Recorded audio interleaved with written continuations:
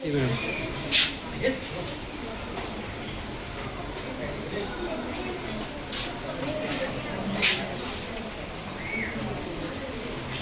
আমরা একটা খুবই গুরুত্বপূর্ণ টপিক নিয়ে আলোচনা করব। সেই টপিকটা আমাদের ইংরেজি গ্রামারের বিভিন্ন আইটেম করার সময় আমাদের প্রয়োজন। যেমন কমপ্লিটিং সেন্টেন্স সম্পর্কে আমাদের ধারণা আছে। কমপ্লিটিং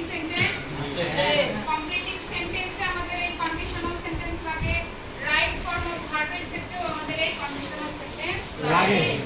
আচ্ছা, তোমাদেরকে আমি শিখাইছিলাম সেন্টেন্স গঠন অনুযায়ী কয় প্রকার? 3 প্রকার।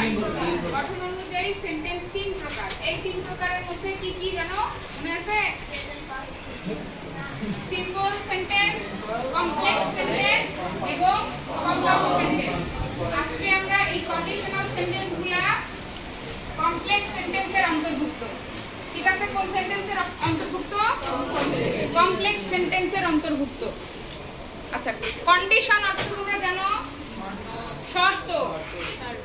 কন্ডিশন অর্থ হচ্ছে শর্ত। আর এই যে কন্ডিশনাল সেন্টেন্স, এটা কিন্তু ওই যে কন্ডিশন থেকেই আসছে। তার মানে কি, কন্ডিশনাল সেন্টেন্স যখন বলবো তখন তার অর্থ কি হবে? শর্তমূলক বাক্য। আচ্ছা, আমরা ইফ যুক্ত বাক্য চিনি না? ইফ যুক্ত বাক্য চিনি তো, যে if you come I will go. শুনো নাই? দেখো নাই? এরকম তো অনেক আছে বইয়ে। যদি তুমি আসো আমি যাব। তাহলে কি এক ধরনের শর্ত বুঝাচ্ছে না?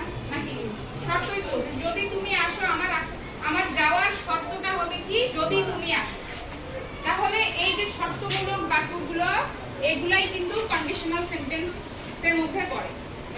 এই কন্ডিশনাল সেন্টেন্স 3 ধরনের হয়। লিখে নাও, লিখে নিতে পারো। There are 3 types of conditional sentences. কয় প্রকার?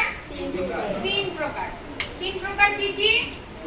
First conditional, 1 number first conditional, second conditional, third conditional.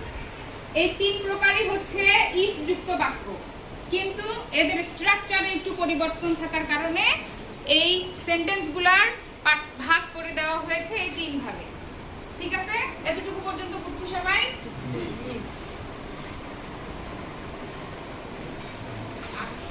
কি প্রথমে আসলো কি? First conditional. ফার্স্ট কন্ডিশনালের স্ট্রাকচারটা কেমন হবে সবাই লিখে নাও।